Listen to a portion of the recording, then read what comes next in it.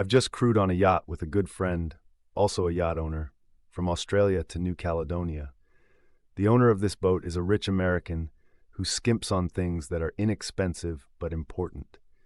Today he spat the dummy because we refused to accept that America would come rushing to NZ's defense if NZ was attacked. Like he literally ranted and then retired to his berth on the boat. We are meant to be crew on his boat for the next week. And guess what? Yeah, we are fucking off tomorrow, leaving him in the lurch with a big boat and no way to sail it.